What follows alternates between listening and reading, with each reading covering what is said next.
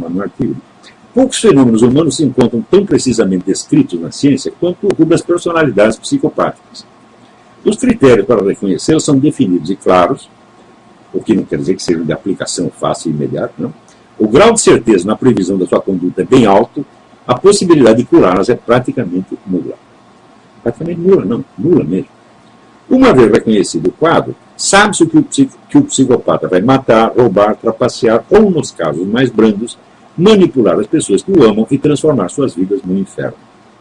Sabe-se também que os casos mais brandos só o são quando considerados individualmente, mas que seu impacto total sobre a sociedade é às vezes ainda mais devastador que o dos psicopatas francamente violentos.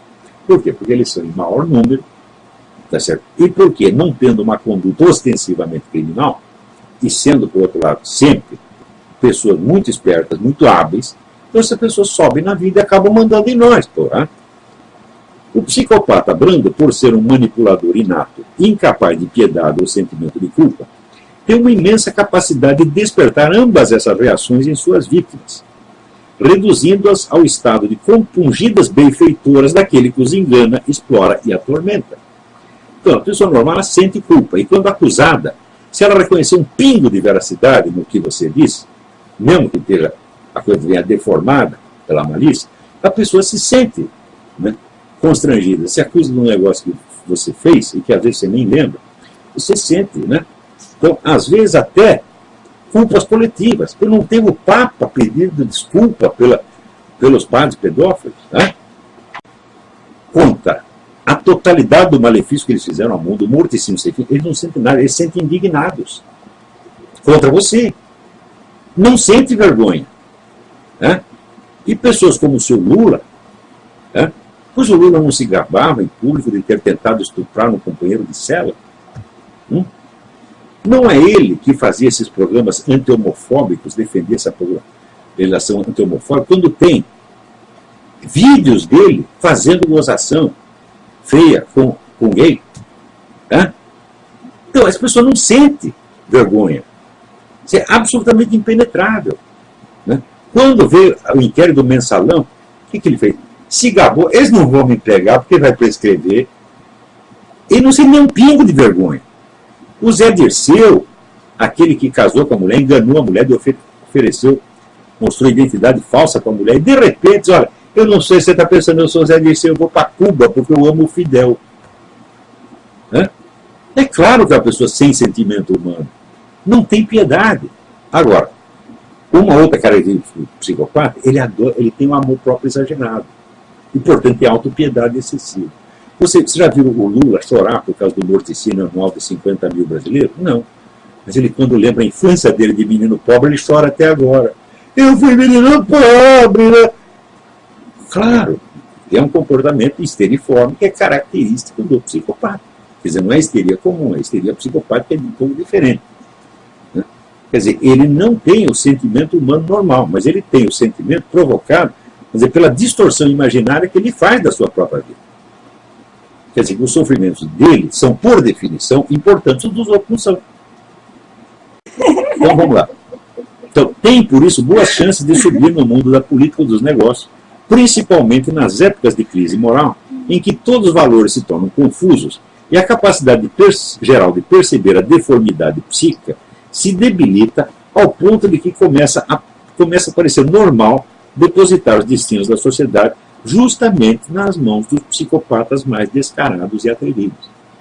Né? Então, veja, normalmente o ser humano sabe distinguir quem é bom, quem é mau, quem gosta dele, quem não gosta.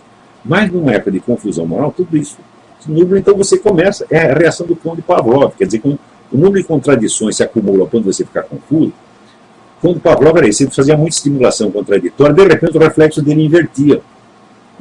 Então o que ele faz? Ele começa a lamber a mão do técnico do laboratório, que ele odiava, e começa a atacar o dono que ele amava.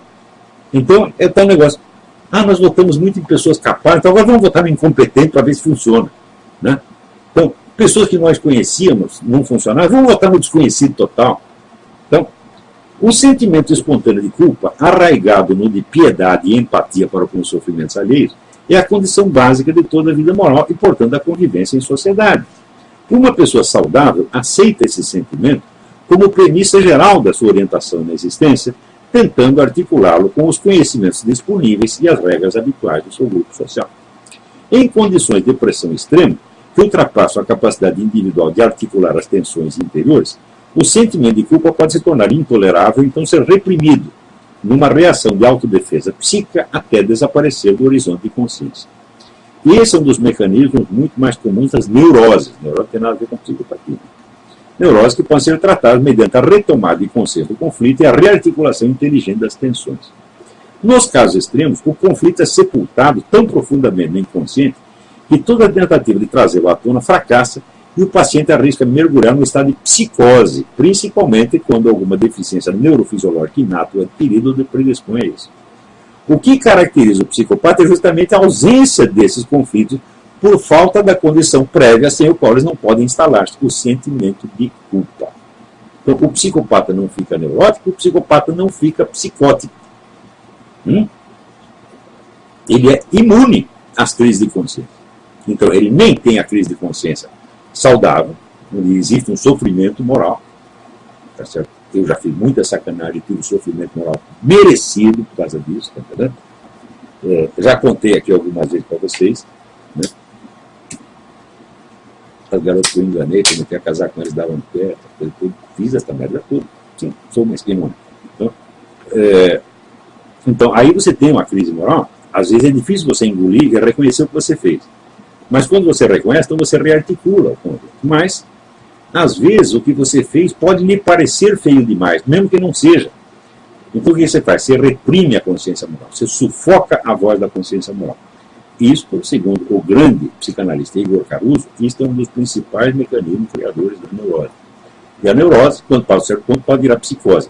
Mas o psicopata, meu filho, ele não tem neurose, não tem psicose, por exemplo, porque ele não tem conflito de consciência, porque ele só tem consciência cognitiva, não tem consciência moral, porque a consciência moral é baseada no sentimento espontâneo de piedade e de culpa.